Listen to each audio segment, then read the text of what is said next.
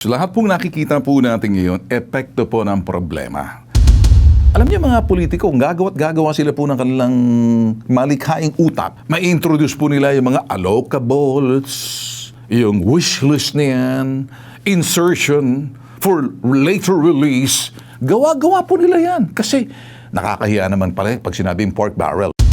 So, ang tanging paraan dyan ay bigyan po ng kapangyarihan, kaalaman po yung taong bayan. Para hindi na po mangyari yung sinasabing pagnanakaw, yung kakurakutan ng ilan. Ben Tulfo Unfiltered. Whether ikay taong gobyerno, pribado, kung ikay kasapakat dito sa sinasabing ghost project ng flood control na mga kinasangkutan nitong mga taong na mga nababanggit ng mga politiko, senador man yan, congressman yan, kung sino pa yung mga contractor na yan. Ngayon, ang Senate Blue Ribbon Committee, tingnan po natin kung anong kalang gagawin dito po kay dating Secretary Bonoan. In aid of legislation, ako po naniniwala itong magandang programa, hindi lang programa, ito po yung ano bang rational, ano bang saysay katuturan at kahalagahan ng BUB, bottom-up budgeting. Ang bottom-up budgeting ay programa po na dinesenyo po yan para sa grassroots participatory budget mechanism. Ang mga tao sa ibaba, sa mga munisipyo, lokalidad, kung saan mang probinsya, sila po'y may partisipasyon pagdating sa sinasabing pagsasagawa ng budget mechanism. Yung pangunahing saysay at pangunahing katuturan nitong BUB, kung ito po'y talagang gusto, magkaroon po ng reforma po sa national budget process na maging transparent, malinaw, accountable, yung mga magpapatupad, responsive. Ito po'y sila naman ay tutugon doon sa mga aktual na pangangailangan ng mga mahihirap na komunidad. Ibig sabihin, partisipasyon ng mga tao sa ibaba na sila po'y magbibigay po ng proposal o isusulong na kailangan namin ng infrastruktura dito. Ito po yung sinasabing magsisilbi po ang BUB na anti-corruption strategy to replace. Papalitan na po yung sinasabing mga pork barrel politics.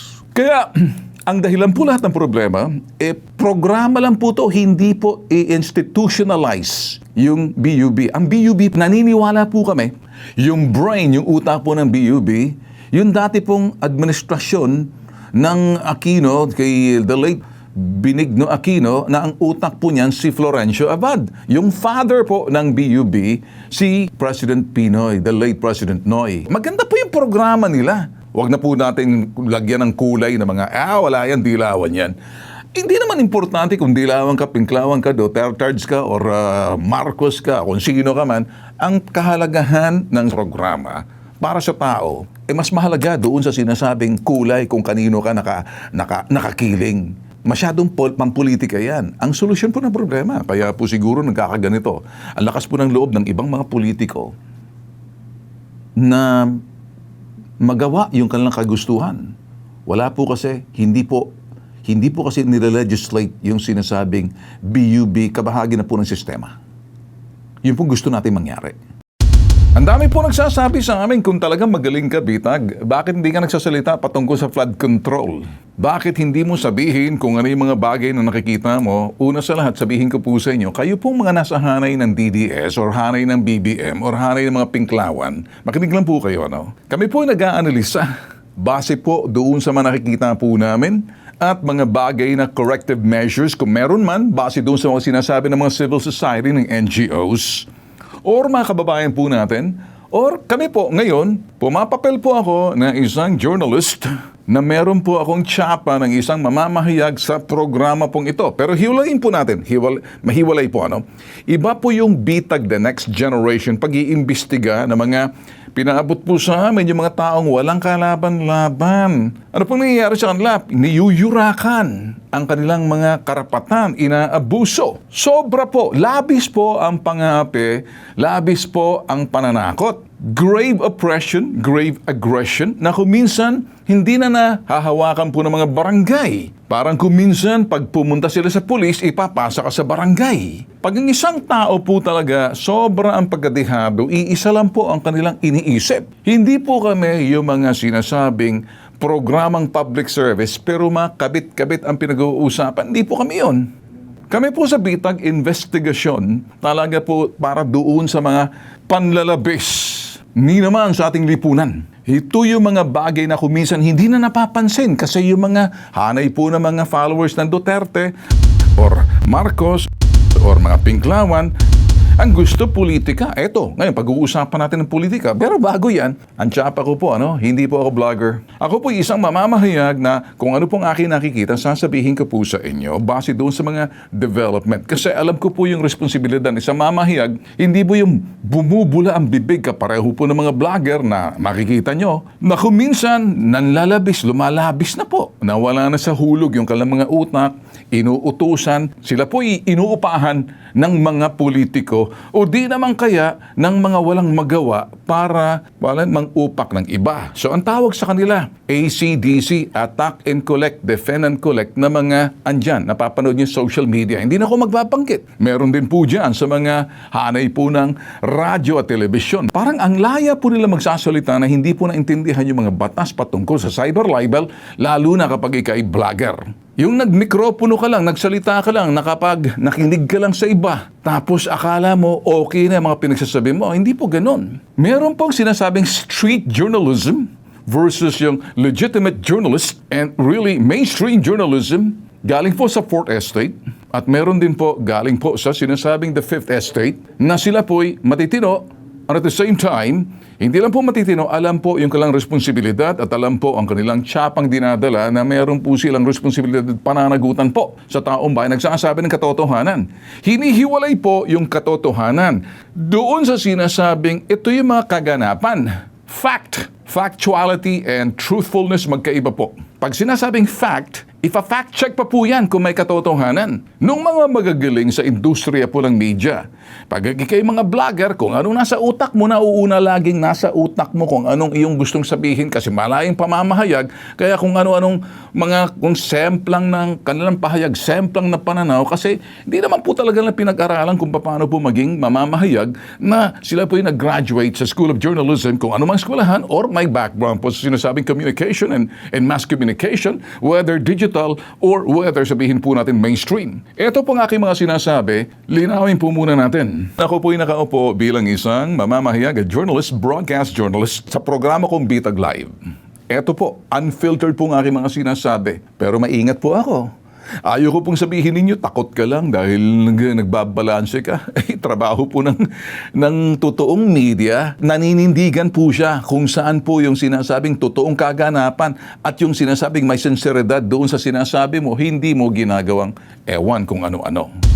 Ano bang sinasabi ni Senator Pampilo Lacson patungkol doon sa panlilin lang daw ata? Akusasyon laban dito sa dating DPWH Secretary si Bonoan. Niloko niya si Pangulo. I received reliable information that former DPWH Secretary Manuel Bonoan deliberately submitted to Malacanang incorrect grid coordinates of thousands of flood control projects all over the country which form part of the Sumbong sa Pangulo website. This resulted in grossly inaccurate data involving some 421 ghost projects on previously inspected flood control projects earlier reported to the public by the said department. Pero kung may BUB, hindi pwedeng malinlang ni Bonoan at ang kanyang DPWH noon. May mga coordinates, latitude, longitude, kung saan ang geographic location yan. Kasi malalaman ng lokal. Ang latitude, ang longitude, ang lawak at saka gahaba ng sinasabing sa geographic area, yung imaginary lines na pinpoint sa location po kung saan, ito dapat malaman ng lokal na pamahalaan sa mga proyekto sa kanilang lugar, anong gagawin. Pero kung may BUB, ay yung mga mamamayan, yung mga civil society, yung mga private entities na sila'y involved para maraming nakatingin. Pero kung may BUB, kabahagi na po dapat yan sa National Expenditure Program para maiwasan na po yung malikhaing utak ng mga politikong ngaw-ngawera. Ang lakas po ng loob ng ibang mga politiko na magawa yung kanilang kagustuhan. Hindi po kasi nire-legislate yung BUB, kabahagi na po ng sistema. Yun pong gusto natin mangyari. Ano pong sinasabi rito? Babasahin ko po uli sa inyo. The bottom-up budgeting program was designed as a grassroots participatory budget mechanism The primary rationale behind it was to reform the national budget process to be more transparent, accountable, and responsive to the actual needs of poor communities, while serving as a key anti-corruption strategy to replace traditional pork barrel politics. Ako'y nananawagan uli kay Senator Amy Marcos. Ano nangyari doon sa groundbreaking? Ikaw ay nandoon ka, nag-ribbon ka, groundbreaking. Pagkatapos, alam mo, ang habang tulay doon sa... kasama ka dyan. 2023 pa yan. Groundbreaking 2023. 1.9 billion pesos. Yung tulay na po yan. Roughly, ang haba po yan, 46.5 kilometers. Saan po yan? Ilocano Road Network. Anong nangyari ngayon? Sinususpect po ngayon yan. Nilumalabas na po sa media. Bantayin niyo po yan. Kung alam niyo po yan, delayed na po yan. Yan pong specific segment niyan, 2021. Kaya lang nagka-pandemic, nagkaroon ng realignment. Pero pinagpatuloy po ng 2022. Nakikinig ba kayo sa Senado? O yung mga dalawang utol ko, magagaling, Rafi Tulfo in action, at saka Erwin Tulfo. Pakinggan nyo to, kasi ikaw, Erwin Tulfo, ay deputy, diyan ka sa Blue Ribbon. Pakinggan mo to para makita nyo at pasalitain itong si Ateng, si Amy, para linawin po to. Dapat siguro magpaliwanag dito si Senator Amy. Kung hindi, dapat siguro. Ilocos Sur, Jenny Singson at si Amy Marcos na mga supposedly 50.6% complete. Sabi po ng DPWH. Pero, di pa tapos. Paano nangyari po yan? Hindi po kasi alam ng taong bayan. Wala po kasi nagbabantay mga mata ng mga NGO, civil society. Maiwasan po sana. Ngayon mga boss, yung mga panawagan po natin. At sabi naman itong si Senator Pampilo Lacson, Senator Amy, sa halip nagngangaw-ngaw ka dyan at marami kang nabubuking. Alam mo naman to si Senator Pampilo Lacson, pumapatol din to. At syempre, hindi siya pumapatol dahil anong katawagan sa kanya ni Senator Amy. Pumapatol siya doon sa mga sinasabi nitong si Senator Amy Marcos, doon sa mga nakikita niya, at may nakikita rin. Kaya ang hirap po talaga, bago ka tumingin sa bakuran ng iba, tumingin ka muna sa bakuran mo. Bago ka mangamoy ng baho sa bakuran ng iba, siguraduhin mo wala kang baho sa loob ng bakuran mo. Ako po'y nag-attend ng press conference ng IBMI NGO kasama ang mga abogado. Ako naging guest speaker lang po doon. Ano pong mga gusto nila mangyari ng Biyernes? Ito po yung nasa dyaryo na ngayon. Sana nakikinig po yung mga mambabatas po natin. Sana nakikinig sa palasyo. Sana nakikinig po yung mga legislatura sa Kongreso, sa Senado. At ang taong bayan, manawagan na po kayo. Dapat lahat po tayong taong bayan, Luzon, Visayas, Mindanao, maging watchdog, magbantay. At katukin niyo po ang mga pintuan ng inyong mga congressman, senador. Manawagan na po tayo kahit kanino para ang taong bayan magising. At yung Senate Blue Ribbon Committee, kabahagi ng solusyon ng problema para maiwasan mga sinasabing korupsyon, doon po sa mga budget lagi, masili po yan sa pamamagitan po ng BUB. Lahat po nakikita po natin yung epekto ng problema lamang. Ang dahilan ng problema, wala pong malinaw na sinasabing ito'y polisiya. Ang polisiya po dapat isinusulong po sa pamamagitan po na maging regular, mandatory, obligatory kung paano po isasagawa po yung preparations ng budget na may partisipasyon ng taong bayan sa ibaba. Kapag ang taong bayan binulag mo, kapareho ng nangyayari ngayon, puro ehekutibo at yung mga nasa ehekutibo at nasa mga mambabatas ang magpapatupad at yung mga civil society, watchdog, yung mga NGOs at simpleng taong bayan, hindi po nila alam, wala pong mangyayari. Naniniwala po ako bilang isang crime buster, anti-crime, anti-corruption, para doon po sa mga natutulig sa akin na parang ang dating, magaling ka lang dyan sa mga liliit. Eto, sino bang pinupukaw namin dito? Buo, sa ehekutibo, sa pamamagitan ng palasyo, sa legislatura, sa Senado. Manawagan tayo kay Senator Tito Soto, manawagan tayo kay Lacson. Kabahagi ng solusyon ng problema ay yung BUB. Huwag na nating antayin pa na manghuli, bigyan, tapos parusahan yung mga tao para maiwasan. Ito'y maiwasan na, mabawasan na yung sinasabing panlalabis pang-aabuso ng malikhaing utak ng mga politiko. Sila yung mga utak niyan kung paano nalulusutan yung sistema. Pero pag ang BUB, naging advokasya na ng mga tao, lahat po sa ating komunidad maging advocate na against corruption, against crime na nagbabantay. Alam po namin na sawa na yung tao, pagod na po yung tao sa korupsyon.